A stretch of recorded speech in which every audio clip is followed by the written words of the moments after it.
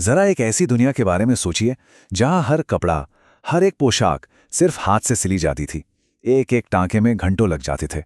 अब इसी दुनिया में एक ऐसे इंसान की कल्पना कीजिए जो गरीबी और बीमारी से घिरा है, लेकिन उसके दिमाग में एक ही धुन सवार है, एक मशीन बनाने की। तो ये कहानी है एलायस हाउ की, और उस सिलाई मशीन की जिसने हमारे पहनावे को हमेशा हमेशा के लिए बदल दिया। चलिए समय में थोड़ा पीछे चलते हैं। 19वीं सदी का न्यू इंग्लैंड।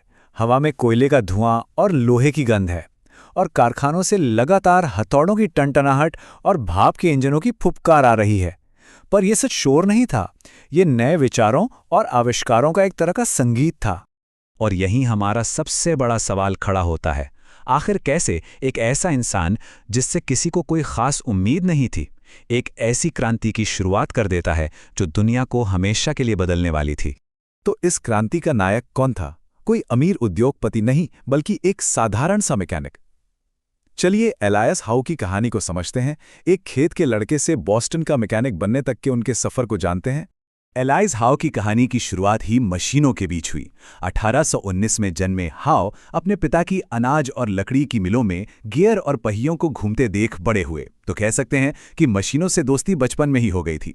बड़े होके वो लोवेल की बड़ी बड़ी कॉटन मिलों में काम करने गए, जहां उन्होंने विशाल मशीनों को चलते देखा। लेकिन फिर आया 1837 का आर्थिक संकट और सारी मिलें बंद हो गईं। इसी मजबूरी ने हाउ को बोस्टन पहुंचा दिया, एक ऐसी जगह जहां उनकी किस्मत बनने भी वाली थी और बिगड़ने भी।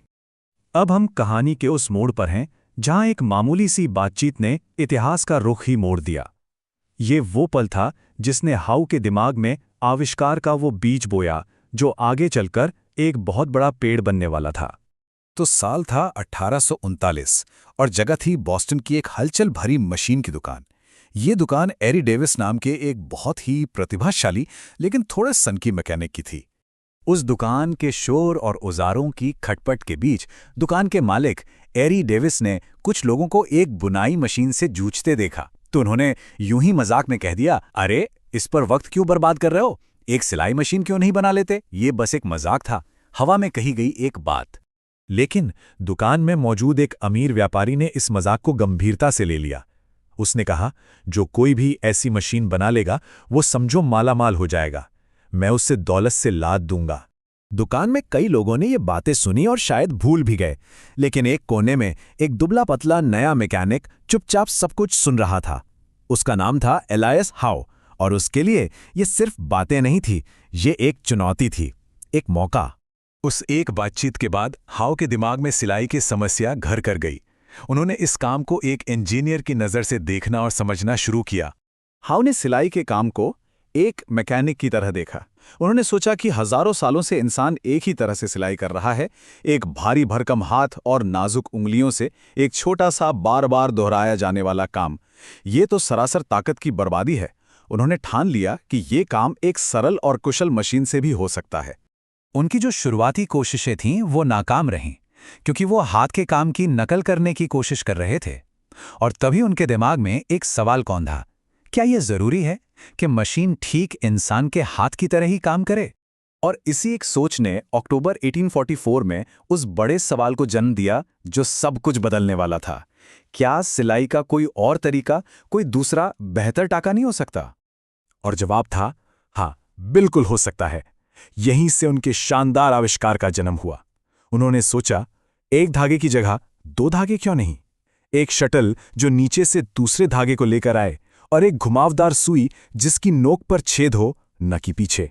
इन तीनों ने मिलकर बनाया लॉक स्टिच, एक ऐसा टांका जो ना सिर्फ तेज था बल्कि हाथ की सिलाई से कहीं ज्यादा मजबूत भी। ये एक क्रांति थी।